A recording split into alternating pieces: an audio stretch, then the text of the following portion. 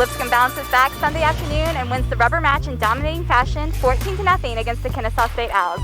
I'm joined now by senior infielder Haddon Adams, who had quite an impressive day, 1 for 3 with 2 runs. So the past 2 days, Kennesaw State's pitching, the top 8 batters have all been retired, and today, before the 3rd inning, all batters had reached base. What was the credit for today's hot start? I think today, offensively we had a better approach. We talked about the leadoff hitter getting on, and I think 7 out of 9 times we were able to accomplish that. So that was huge for our offense, and it put Logan in a really good position on the mound too. And you guys came out and defensively were able to make a much better stop today against Kennesaw. You already mentioned Logan Van Treek. He had 2 singles to start it off and then shorted up from there and retired the next 9 batters. What does he bring to this team? He just brings a really good presence on the mound. He's a calm presence up there, and every time we have a mound visit, he's in control, and so I think that feeds into everybody else.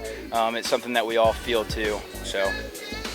So you look ahead, and this conference slate is going to look a little bit different. This was your first conference game in 2 years due to COVID, but this year you're going to play Kennesaw State again down at Kennesaw. How does that approach change going into a series where you've already played a team? Yeah, I think it kind of makes us focus a little bit more. I think as offense, on their pitchers, we realize we're going to face them again.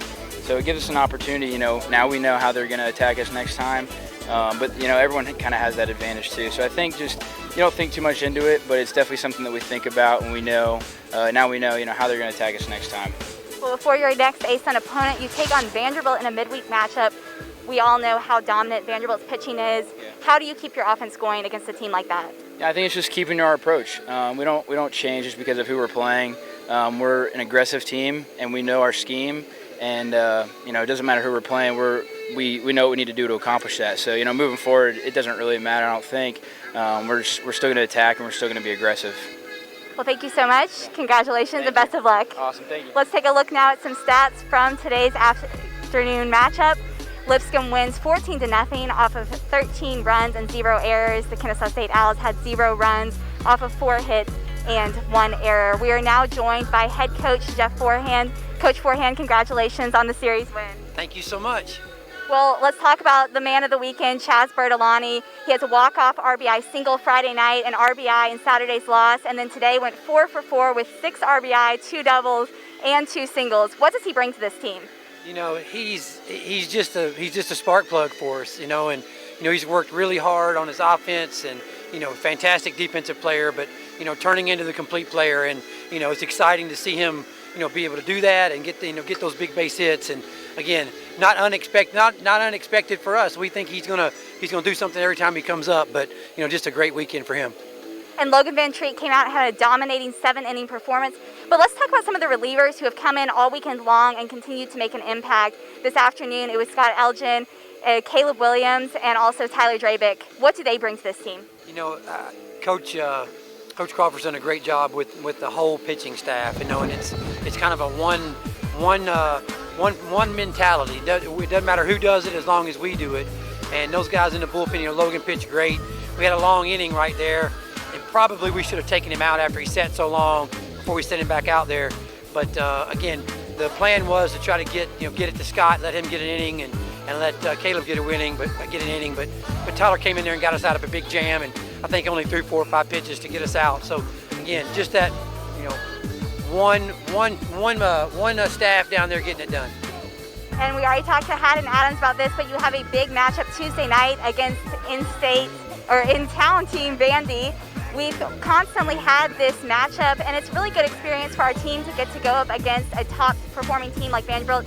What does Coach Corbin and his team help us learn as we go up against them? Well, anytime you play them, first thing is going to be well coached. They're going to pitch well, they're going to defend well, and they're going to put pressure on you the whole time. That's why they're in top 5 in the country most times when we go over there and play them. So again, they're the benchmark of what everybody is striving for. And they're a solid team again this year. They had a great weekend.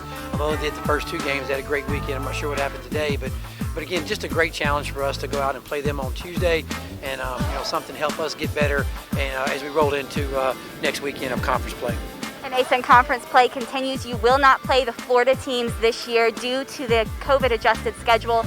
How are you going to approach that when you look ahead to the tournament?